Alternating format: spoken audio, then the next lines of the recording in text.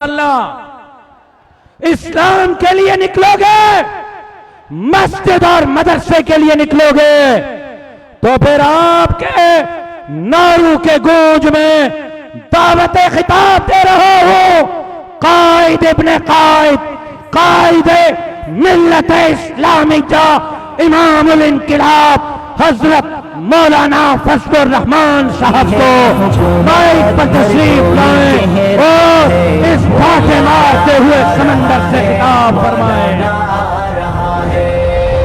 दुनिया सीखा दो, मौलाना आ रहा है, मौलाना आ रहा है, मौलाना आ रहा है। अवाम का समंदर भी साथ ला रहा है, मौलाना आ रहा है, मौलाना आ रहा है, मौलाना आ रहा है, मौलाना आ रहा है। पूछ लो अवाम से, तंग है इस निजाम से, सबको नफरत हो गई तब्दीली के नाम से। अल्हम्दुलिल्लाह वकफ़ा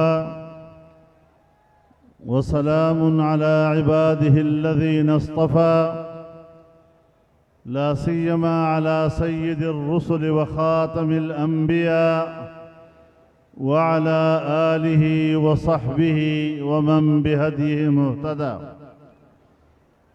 अम्मा बअद फ़अऊज़ु बिल्लाहि मिनश शैतानिर रजीम। बिस्मिल्लाहिर रहमानिर रहीम।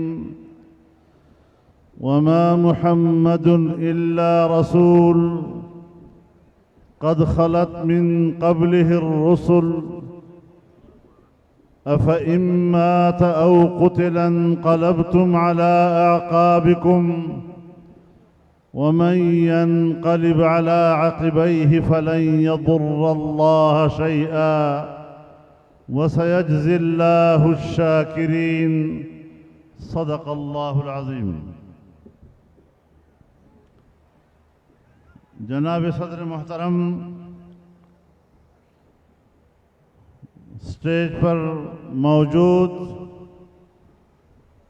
ज़ुअमाए कौम, अकाबिर उलमाए किराम, बुजुर्गान मिल्लत, मेरे दोस्तों और भाइयों, अहल पेशावर को और खैबर पख्तूनख्वा के मुजाहिदों को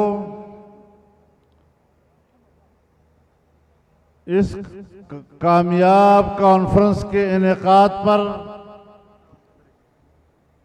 सलाम पेश करता हूँ।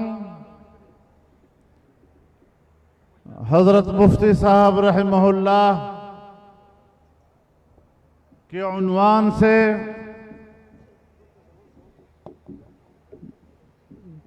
ये अज़ीमुश्शान इज्तिमा दर हकीकत अपने अकाबिर व असलाफ और उनकी तारीख को जिंदा जावेद रखने का अंदाज है।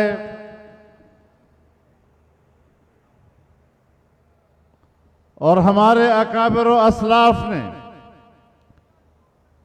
राह हक में जो कुर्बानियां दी हैं वो तारीख के औराक पर ज़ब्त हो चुकी है और इंशाअल्लाह रहती दुनिया तक तारीख हमारे अकाबिर को नहीं भुला सकेगी। तारीख हजरत मुफ्ती साहब और इस खित्ते में उनके किरदार को नहीं भुला सकेगी।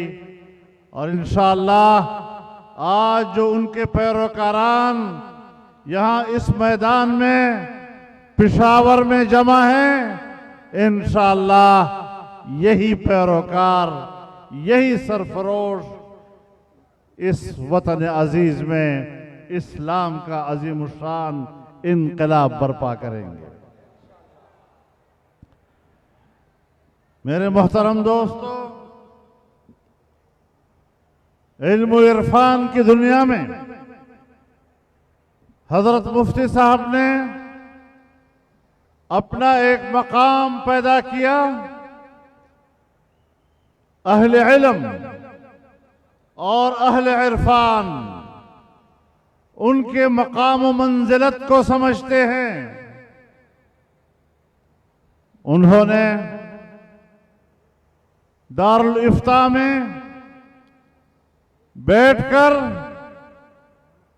पूरी इल्मी कुव्वत के साथ जिस तरह उम्मत की रहनुमाई की,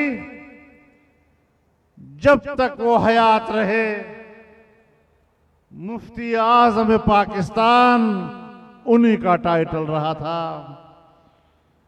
और 25,000 फतावा जो उनके दस्तखतों से और उनकी नजरों से गुजरे, एक फतवा भी ऐसा नहीं कि जिस पर मुफ्ती साहब ने कभी रुजू किया हो या इसकी कभी जरूरत पेश आई हो।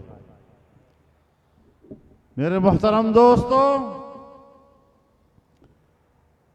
आज अगर पाकिस्तान दुनिया में इस्लामी जमहूरिया के तौर पर मुतारफ है, और आज अगर हम पाकिस्तान के आईन को इस्लामी आईन कहते हैं, ये हजरत मुफ्ती साहब रहमहुल्लाह के इल्मी मकाम, उनकी तदब्बुर और हिकमत के मरहून मिन्नत है।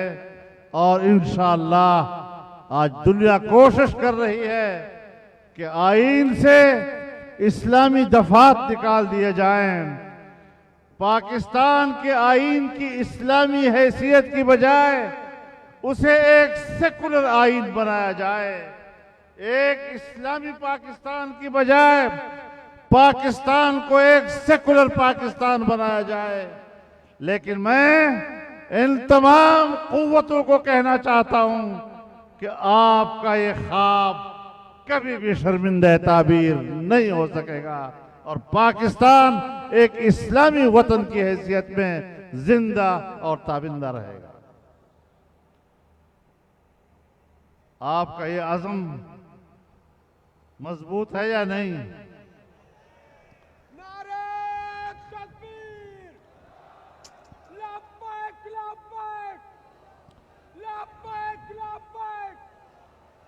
मेरे मोहतरम दोस्तों, आज करारदाद मकासद पाकिस्तान के आईन का हिस्सा है, और जिसमें अल्लाह रब्बुल आलमीन की हाकिमियत को तस्लीम किया गया है।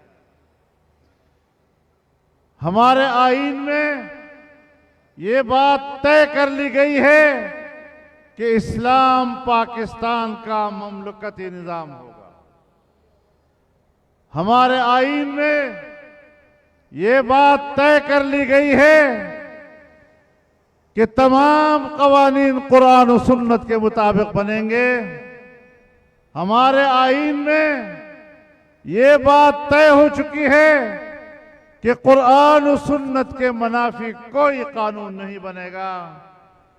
हमारे आईन ने अकीदे खत्म नबूवत को और नामूस रिसालत को तहफ़्फ़ुज़ बख्शा है, और आज पूरी दुनिया और आलमी कुव्वतें एक ही एजेंडा रखती हैं, और उनका पाकिस्तान के ऊपर मुसलसल ये दबाव है कि यहाँ आईन में पाकिस्तान की इस्लामी हैसियत को ख़त्म किया जाए, तौहीन रिसालत के इंसदाद का कानून ख़त्म किया जाए, कादियानियों को मुसलमान करार दिया जाए।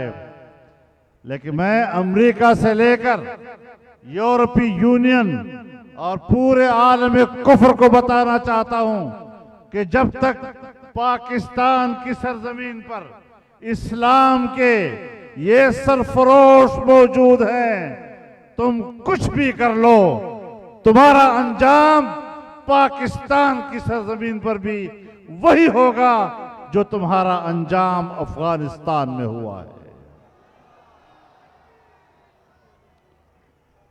यहां एक कौम बस रही है, यहां 22 करोड़ मुसलमान रह रहे हैं और हमने 150 साल फिरंगी के खिलाफ आजादी की जंग लड़कर अपनी कुर्बानियों के नतीजे में आजादी हासिल की है और हम इस आजादी की हिफाजत करेंगे। हम न एस्टेब्लिशमेंट को ये इजाजत दे सकते हैं कि वो पाकिस्तान के 22 करोड़ अवाम के अकीदे और ईमान के साथ मजाक करें। नहीं, मौजूदा हुक्मरानों की तरह यहूद के एजेंट को इस बात की इजाजत दे सकते हैं कि तुम पाकिस्तान के अंदर बैरूनी एजेंडे के तहत इसकी इस्लामी शनाख्त को खत्म करो। तुम किस नजरिए से आए थे, तुम किस एजेंडे से आए थे, उसे हमने सबसे पहले तश्तज़बाम किया था। तुम कभी रियासत मदीना का नाम लेकर अपने ऊपर पर्दा डालते हो, आजकल रहमतुल लिल आलमीन के नाम से अपने ऊपर पर्दे डाल रहे हैं। तुम इतने नंगे हो चुके हो कि अब तुम्हें ये पर्दे कोई काम नहीं देंगे।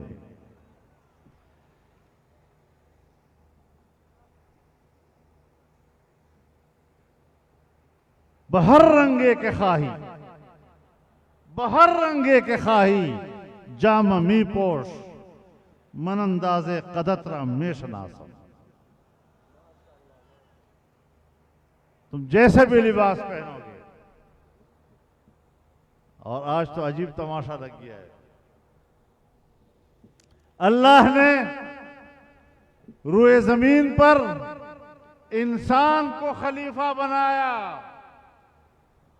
और हजरत इंसान को एक निजाम अता किया और रूए जमीन पर वो इंसान अल्लाह का खलीफा बना ताकि खुदा के निजाम को रूए जमीन पर चलाए। हमारे हुक्मरान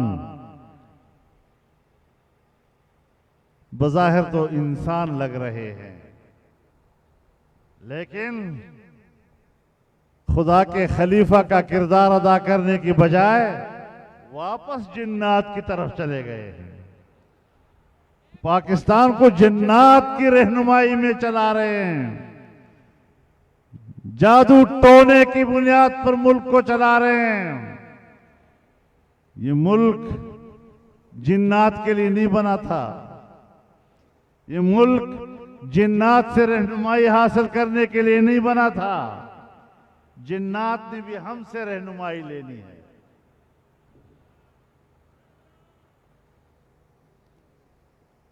कहां पहुंच गए हैं ये लोग? पूरे मुल्क का निजाम तबाह बर्बाद करके रख दिया है। आज पाकिस्तान में पहली बार इस्लाम के खिलाफ और कुरान और सुन्नत के खिलाफ कानून साजी हो रही है। घरेलू तशद्दुद के नाम पर जो कानून साजी की गई है, आज मैं आपकी मौजूदगी में और आपकी तायीद के साथ बड़े वाज़ेह अल्फाज में कहना चाहता हूं कि इस किस्म का कानून कुरान और सुन्नत का इनकार है। इनकार और कुरान और सुन्नत का इनकार तुम्हें क्या बनाता है, कुछ जरा अपने गिरेबान में जान कर देगा। खूबसूरत उन्वानात के साथ खवातीन के हुकूक के नाम पर, बच्चों के हुकूक के नाम पर तुम हमसे ज्यादा बच्चों के हुकूक जानते हो। ये तो हम पढ़ाया करते हैं कि बच्चा जब तक नाबालिग है वो खुदा के किसी हुक्म का भी मुकल्लफ नहीं है। जो नाबालिग बच्चा अल्लाह के हुक्म का पाबंद नहीं है, वो किसी दूसरे इंसान के हुक्म का भी पाबंद नहीं हो सकता। बच्चों के हुकूक तो हम आपको पढ़ाते हैं। आज तुम अलमबरदार बन गए हो। आज कानून साजी हो रही है कि 18 साल से पहले कोई शख्स ईमान नहीं ला सकेगा। तो मैंने कहा यह कानून साजी सिंध में हुई है, जहां आसिफ अली रहता है, जहां उसका वारिद हाकिम अली रहता था, जहां इमदाद अली रहता है, जहां कायम अली रहता है। ये सारे अली अली अली अली जमा होकर मैं उनको बताना चाहता हूं कि हजरत अली का नाम लेने वालों, वो तो खुद 10 साल की उम्र में ईमान लाए थे। यानी इसका माना यह है कि तुम्हारी नजर में रसूलुल्लाह सल्लल्लाहु अलैहि वसल्लम की दावत पर हजरत अली का 10 साल में ईमान लाना ये जुर्म था। तुम्हें कोई एहसास नहीं है? जिसके नाम पर तुम लुक़्मे कमा रहे हो,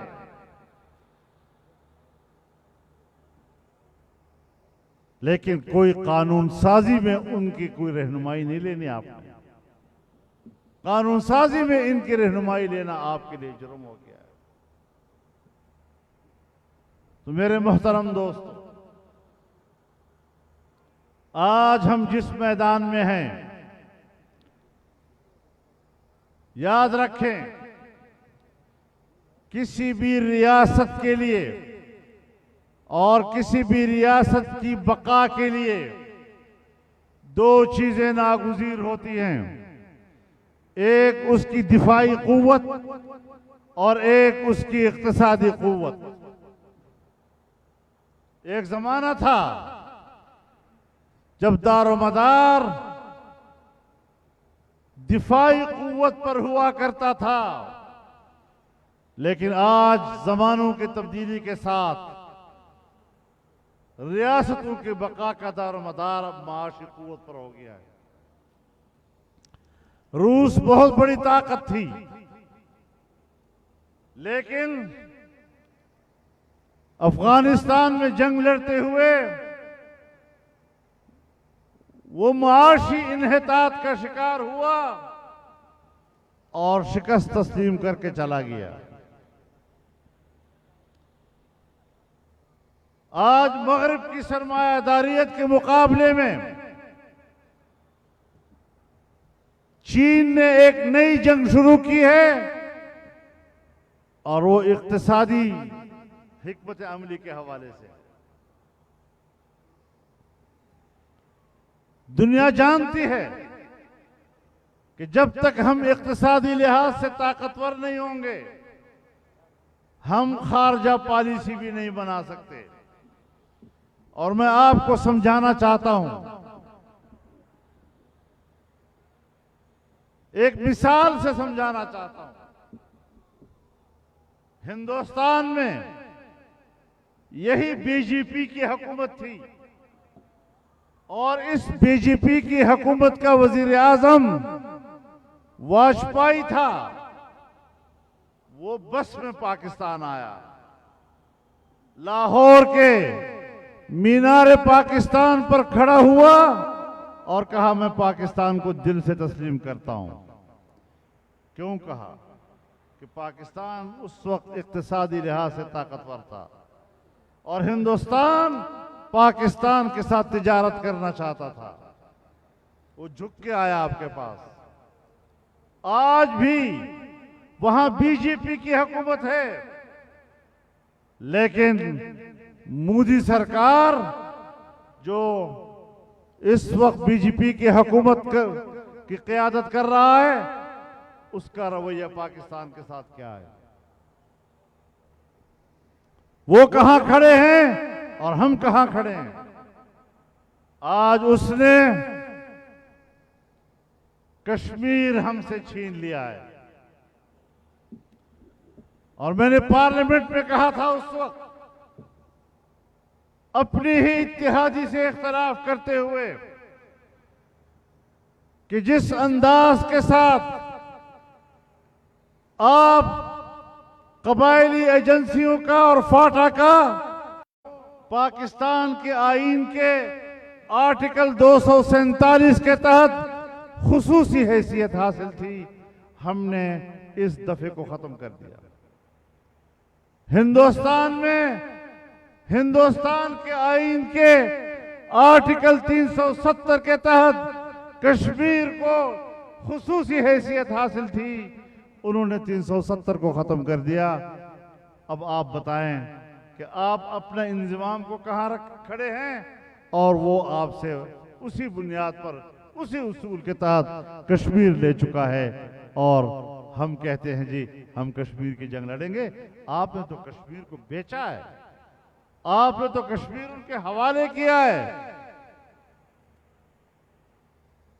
और जब कश्मीर के इलेक्शन हो रहे थे तो कहने लगा कि जो हमारे साथ बचा कुचा कश्मीर है, हम इनको आजादी देंगे। वो पाकिस्तान के साथ रहना चाहते हैं या नहीं रहना चाहते, उसको ये भी पता नहीं है कि अक़वाम मुत्तहिदा की करारदादें क्या कहती हैं। 70 साल से पाकिस्तान का मौक़िफ़ क्या चला आ रहा है, पाकिस्तान का रियासती मौक़िफ़ क्या है, और मैं क्या झक मार रहा हूं। लेकिन जो होना है हम भी देख रहे हैं। आने वाले मुस्तक़बिल को आपने मुल्क की मईशत को तबाह किया। जो हमारे मुल्क की बका के लिए रीढ़ की हैसियत रखता है, आज पाकिस्तान की मईशत जमीन बोस हो चुकी है। हमारे सालाना तरक्की का तखमीना 0 से नीचे चला गया। अभी कोरोना का फायदा उठाकर कुछ जो बाहर से इमदाद वगैरह आए, उसकी बुनियाद पर कह रहे हैं हमारा सालाना तखमीना बढ़ गया है। बाहर की मदद पे है। आज तुम्हारे ज़र मुबादला के ज़खायर 100% कर्जों के पैसे के पर खड़े हैं। 100% पैसे के ऊपर, कर्जे के ऊपर कहां खड़े हैं हम लोग? आप बताएं। पेशावर के रहने वालों, इस सूबे के अजला से आए हुए मेरे जवानों, आप बताएं, क्या आज गरीब आदमी बाजार से बच्चों के लिए राशन लेने के काबिल रहा है? महंगाई कहां पहुंच गई? डॉलर 172 रुपए कहां पहुंच गए हम लोग? और मुसलसल पैसे की कदर कम होती जा रही है। महंगाई, बेरोजगारी।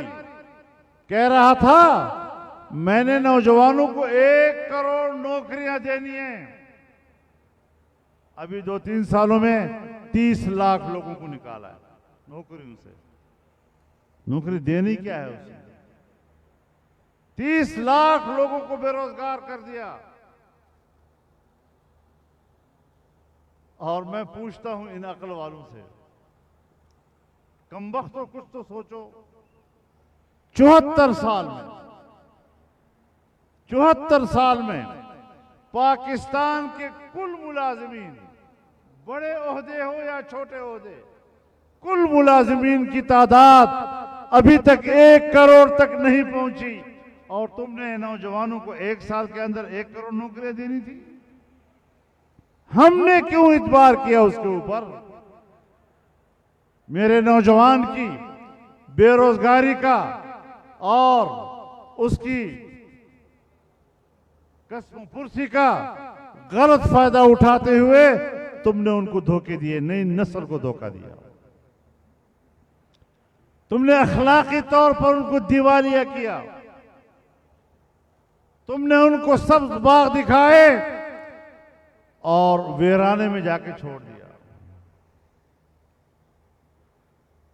तुमने लोगों को कहा ये लो मदीने का टिकट, और जब वो जहाज में सवार हुए तो वो जहाज कूफे जा रहा था।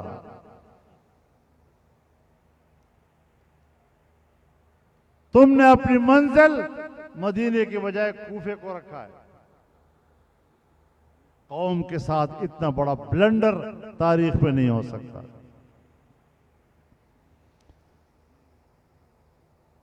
आज चीन आपसे नाराज है।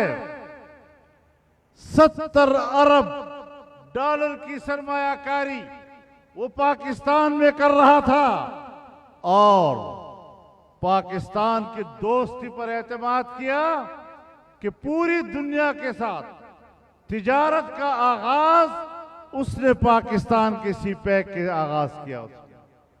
उसने आप पे एतमाद किया और इमरान हुकूमत ने आकर धोखा दिया है चाइना को और पाकिस्तान से उसका एतमाद उठ गया है। बाहर के लिए जवाबदेह पाकिस्तान होता है। हमने पाकिस्तान की साख बैनुल अक़वामी दुनिया में और अपने दोस्तों के सामने कैसे बहाल करनी है, ये कड़ा इम्तिहान है इस मुल्क के ऊपर, इस कौम के ऊपर। इस एतबार से हमने सोचना होगा कि पाकिस्तान की मईशत को तबाह किया गया, जो बिजली पैदा की गई थी आज वो अभी तक अवाम को नहीं पहुंच रही है। तमाम मंसूबे रुक गए हैं। सीपैक के नाम से जो मोटरवेज बन रही हैं उसका म्यार कमजोर हो गया है।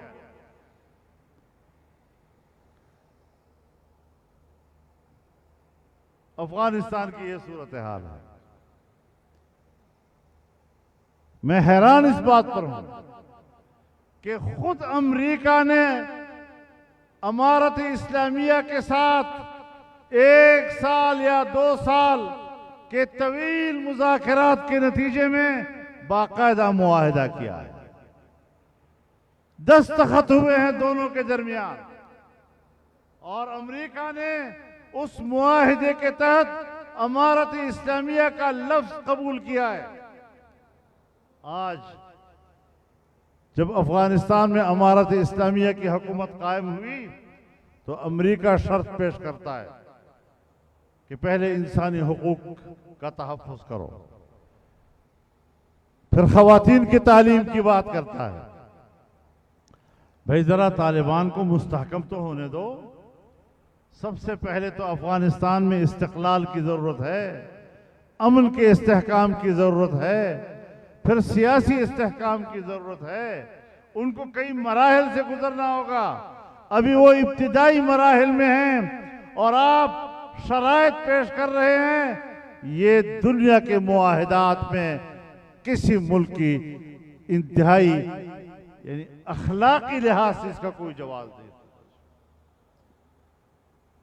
आप मशवरा तो दे सकते हैं लेकिन शर्त देना इसका कोई जवाब नहीं। कतर की हुकूमत की निगरानी में और मौजूदगी में वो मुआहिदा हुआ, बजाय इसके कि अमेरिका सबसे पहले इसको तस्लीम करे। वो दुनिया से कह रहा है नहीं, अभी हमें जरा देखना है वहां इंसान के हुकूक महफूज है या नहीं। सवाल यह है कि आपने 20 साल अफगानिस्तान पर बमबारी की, एटम बम से नीचे जो सख्त तरीन बम मौजूद थे आपने वो इस्तेमाल किए। आपने लाखों अफगानों का खून किया है। क्या तुम इंसानी हुकूक के मुजरिम नहीं हो? क्या तुम इंसानियत के सामने और इंसानी मुआशरे के सामने अफगानिस्तान के अंदर इंसानी कत्ल के मुजरिम बनकर जवाबदेह नहीं हो? क्या जुल्म है दुनिया के अंदर। और पाकिस्तान बैठा हुआ है, इंतजार कर रहा है आका का हुक्म आएगा आका की इजाजत मिलेगी तो तब ये तस्लीम करेंगे। समझ में बात नहीं आ रहा। ऐसे बेतुके फलसफे आज तक मैंने किसी से नहीं सुने जिस तरह के आज के हुक्मरान फलसफे सुना रहे हैं। ईरान आपका पड़ोसी लेकिन हिंदुस्तान की तराजू में बैठा हुआ है।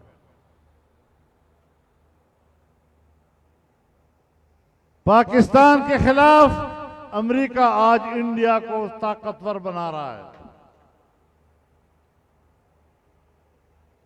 वो चाइना को कमजोर करना चाहता है ताकि माशी जंग में माशी पलड़ा एशिया का भारी ना हो सके। खारजा पॉलिसी का ये आलम है। कहता है कि अमेरिका का सदर मुझे टेलीफोन नहीं करता और हिंदुस्तान का वज़ीर आज़म मेरा फोन नहीं उठाता। अब आप खुद अंदाजा लगाएं। ये सरदार जरा बैठ जाए। सरदार सारे काम खराब करते हैं, आराम से बैठ जाओ।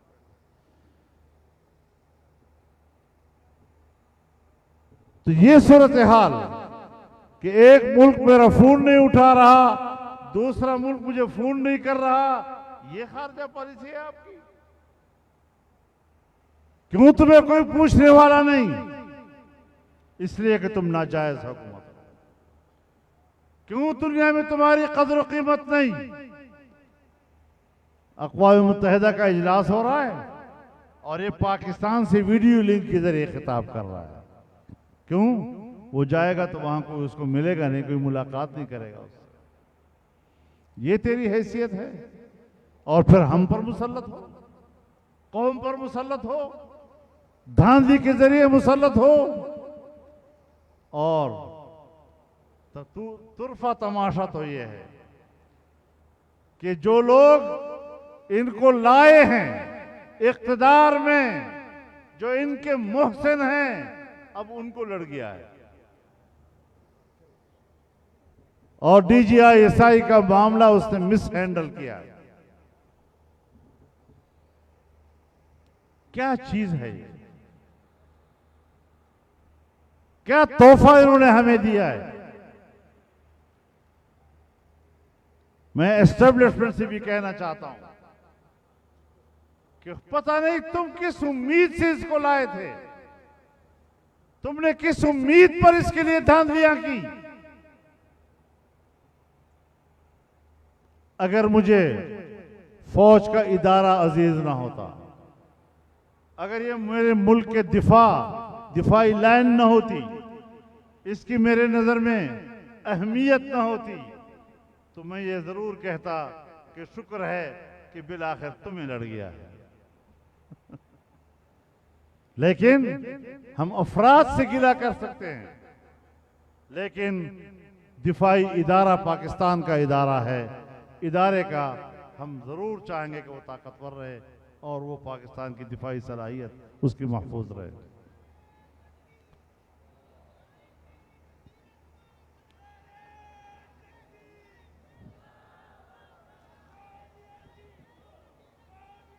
तो मेरे मोहतरम दोस्तों, आज वो मदारस का भी खात्मा करना चाहते हैं। एक तो फाटा को बर्बाद कर दिया, अब समझ में नहीं आ रही कि फाटा है क्या। न पुराना फाटा रहा, न मौजूदा सेटल रहा, कुछ नहीं रहा। बीच वाला कोई तमाशा है, न इनको समझ में आ रहा है, ना फाटा के लोगों को समझ में आ रहा है। मदारस के खिलाफ, मदारस के निज़ाम को कंट्रोल करना चाहते हैं। भाई दीनी मदरसा अपनी खुद मुख्तारी के नजरिए पर कायम हुआ था, उसने फिरंगी का कंट्रोल कबूल नहीं किया। आपका निज़ाम तालीम भी वही है। हम आज के सरकारी निज़ाम तालीम को भी अंग्रेज के निज़ाम तालीम का तसर्रुफ समझते हैं और दीनी मदरसे को उसके कंट्रोल में देने के लिए तैयार नहीं होंगे। तुमने अपने बोर्ड बनाए, मदारस को तकसीम करने की कोशिश की, उसका एक डायरेक्टरेट भी बनाया, लेकिन बनाओ ना। मदरसा नहीं मिलेगा तुम्हें, कोई उस्ताद तुम्हें नहीं मिलेगा वहां, कोई तालिब इल्म नहीं मिलेगा वहां पर। विफाकुल मदारिस मुत्तहिद है, हमसे कोई आदमी तुम्हें नहीं मिलेगा। और अगर कोई चला गया यहां से तो फिर उसकी मर्जी, मौलवी साहिबान उसका क्या नाम रखते हैं ये फिर आपका अख्तियार है जी।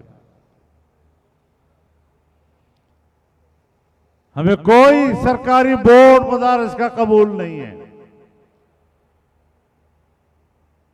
इस हवाले से जो इक़दामात हो रहे हैं, हम मुल्क पे पुरअमन रहना चाहते हैं, लेकिन पुरअमन रहने का माना ये नहीं कि हम किसी का गुलाम बनकर रहना चाहते हैं। हम गुलाम नहीं रहेंगे। हमने गुलामी के खिलाफ जंग लड़ी है। आज जिसके नाम से इस जलसे को हमने मुनक़द किया है, हम अहद कर रहे हैं यहाँ पर कि हमने किसी की गुलामी कबूल नहीं करनी। और अज़म कर लो, तजदीद अहद कर लो कि हम गुलामी कबूल नहीं करेंगे। हमारे अकाबिर ने जिस आज़ादी के लिए कुर्बानियां दी थी, उस कुर्बानी का लाज रखेंगे। कोई गुलामी हम कबूल नहीं कर सकते। हम मामलात को सलीके से तय करना चाहते हैं। हम रजिस्ट्रेशन कराना चाहते हैं, लेकिन रजिस्ट्रेशन का माना यह नहीं कि हम उसमें मदारिस की आज़ादी और खुद मुख्तारी को भी बेचेंगे। ऐसा नहीं होगा। विफाकुल मदारिस को बनाने में मुफ्ती महमूद रहमहुल्लाह की कावशें और उनका खून पसीना शामिल है। ये उनकी अमानत है।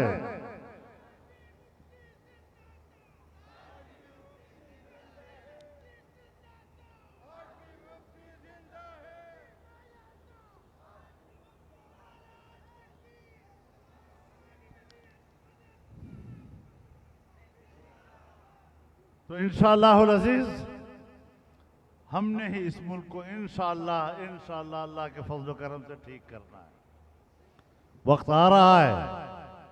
आपने गुज़श्ता 3 सालों में जिस जिंदगी का सबूत दिया है, जिस जवां मर्जी का सबूत दिया है, जिस बहादुरी का सबूत दिया है, मेरे साथियों, मैं अल्लाह को गवाह बनाकर पेश करता हूं कि मैं आपकी जुर्रत और बहादुरी पर फख्र करता हूं।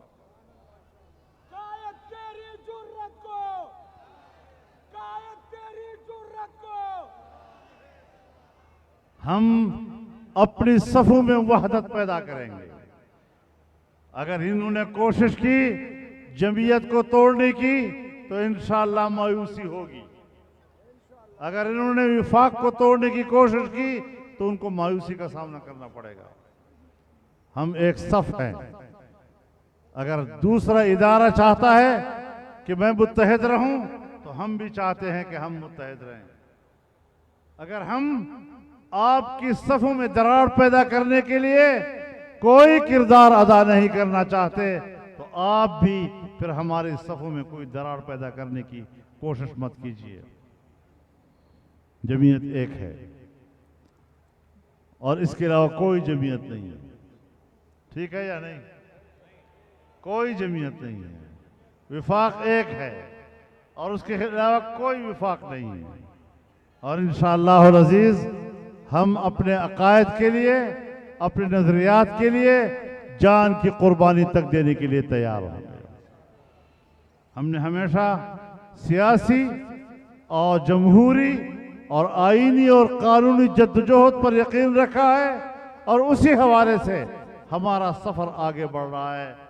हमने ये बर्दाश्त किया कि हम इश्तिहाल में नहीं आए। हमने तहम्मुल और बर्दाश्त के साथ हालात का मुकाबला किया।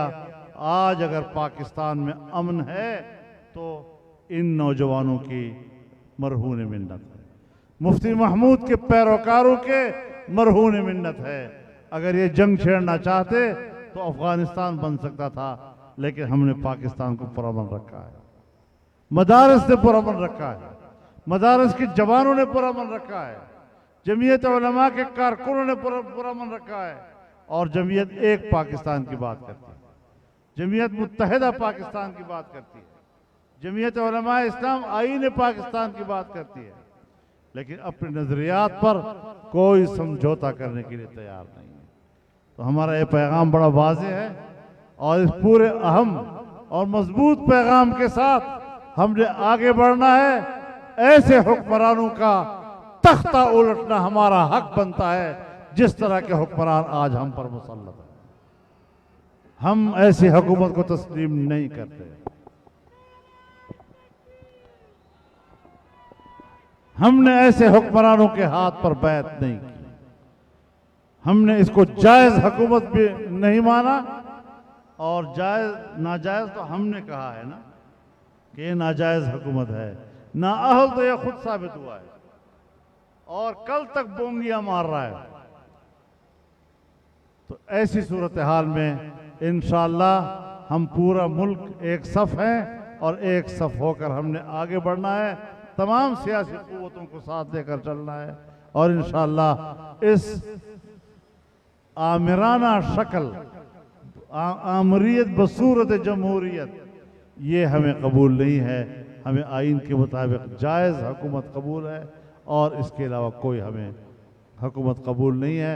हम अपनी जदोजहद को आगे बढ़ाएंगे, और पूरे अज़म के साथ आगे बढ़ाएंगे, और इंशाअल्लाह अज़ीज़ हम एक मुत्तहिदा सफ़ होकर आगे बढ़ेंगे। इलेक्शन भी आएगा तो इंशाअल्लाह आप उसके कामयाब नताइज देखेंगे। इंशाअल्लाह आपकी ये मेहनतें और आपकी ये जदोजहद ये रायगा नहीं जाएगी। अल्लाह ताला हमारा हाफिज़ व नासिर हो, और उसी के हाथ में खैर है। हमने उसी से कामयाबी और खैर की तलब करनी है, और इंशाअल्लाह वो दुआ कबूल करने वाला है। वाखिर दावाना, दुआ कर ले, दुआ फरमा ले। अल्हम्दुलिल्लाह रब्बिल आलमीन, वस्सलातु वस्सलामु अला अशरफिल अंबिया वल मुरसलीन व अला आलिहि व सहबिहि अजमईन। अल्लाहुम्मा इन्नका मलीकुन मुक़्तदिर मा तशाउ मिन अम्रिन यकून फासइदना फिद दारैन व कुन लना व ला तकुन अलैना वंसुरना अला मन बगा अलैना व अइज़ना मिन हम्मिद दीन व क़हरिर रिजाल व शमाततिल अअदा वग़फ़िर लना ज़ुनूबना कुल्लहा व यस्सिर लना उमूरना कुल्लहा वस्सुर लना अयूबना कुल्लहा ववफ़िक़ना लिमा तुहिब्बु व तर्ज़ा व अहसिन आक़िबतना फ़िल उमूरि कुल्लिहा व अजिरना मिन ख़िज़्यि दुनिया व अज़ाबिल आख़िरह रब्बिग़फ़िर वरहम व अंत ख़ैरुर राहिमीन। ये ड्रोन वाले साथी से गुजारिश है कि अभी ज़रा आगे तक ले जाएं, लोग निकल रहे हैं, अभी ये लाजमी तौर पर इसको फोकस करें। जो वली सन्स के ड्रोन वाले हैं हमारे साथ, इसको आखिर तक कवर करवाएं, फ़ौरन मेहरबानी करें, जहाँ तक ले जा सकते हैं इसको ले जाएं।